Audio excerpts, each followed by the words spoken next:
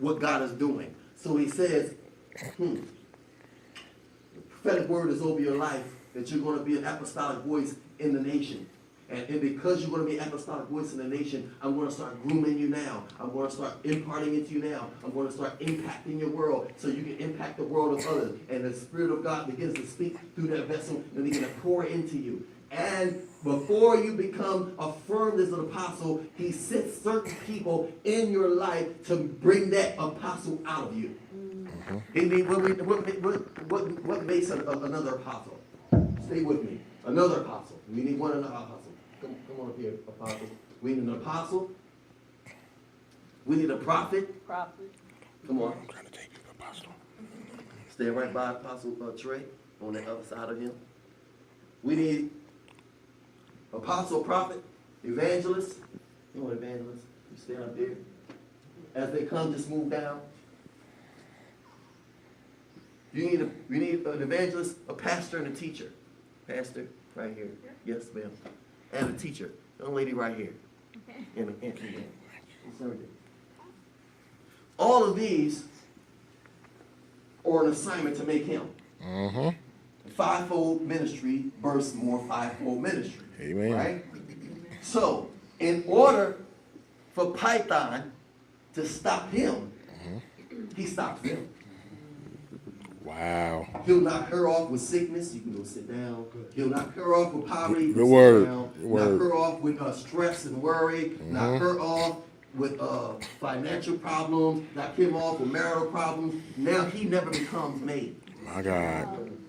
He never fulfills his destiny. Come on, that's good. Because that's good. all of his making has been attacked by Python. That's a good demonstration. Python about school. Python is a swallowing spirit. He's an earth spirit, a flesh spirit. He does not want God to produce the plan of God in your life. I'm speaking prophetically to you. There's an apostolic call on your life, and because God says that you are His sent one, you're going to be sent into the nation. You're going to experience heavy attack. You're going to experience heavy attack that's going to come against assignment on your life. But God says you're going to break through it all. I'm speaking prophetically to you now. God says He's going to break through it all. You're going to break through it all because He's going to give you the stamina to do so. I see you like a bodybuilder in the spirit. I feel the anointing. You see like a bodybuilder in the spirit, and you're pumping. God says, don't put your, only man put his hand to the plow is not fit for the kingdom. That does not mean you're not worthy. It just means you're not fit. It means you got to go back. Do some more exercise. Pump yourself up. Get fit. Get back in the word. Get back in prayer. Get back in worship. Because there's something called exercising your faith that builds the prophetic word up in you. Thank you, Holy Ghost. 1 Timothy 1:18 says about good warfare by the prophecies that was set over your life. If you don't have a prophecy, you don't have a warfare. Come on. My God. If you have a prophetic word, you're going to have a lot of warfare. Why? Because again, the enemy wants to stop the process of the prophetic word, thank the Holy Ghost, from coming forth. Daniel understood. You can have a seat. Thank you. Give him a hand. Daniel understood. Daniel understood by the books. Thank the Holy Ghost. Daniel chapter 9, verse 1 said Daniel understood by the books that something was happening in with the children of Israel, and a prophecy had went forth, and it's not coming to pass yet. What is going on? Something is holding up the prophecy. What is holding up your prophecy? How come people are still prophesying the same thing over and over and over, and you're still not seeing a manifestation? Why? Because you're not getting in the spirit realm and warring that thing out. It's not that. It's not talking about. No, I just want you. No, you got to go in. So I said go in. Go in. Get it. Because once Python gets a hold of you through your prophetic word, what he does is he starts constricting. He starts limiting. He starts bringing limitations and plumb lines, and he starts bringing sickness and dearth and famine and lack and lean, and he'll make you go the opposite way. He'll make you think that what you're doing is not of God. Come on. And then you'll start saying, you know what, I think I better stop this. I'm getting too many attacks. No, keep going. Keep going. Keep going, woman of God. Keep going. Keep going. When you're birthing something, you got to go through pain.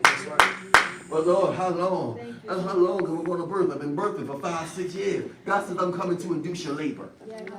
He said, I'm come to induce your labor. He says, I'm come to bring the baby out.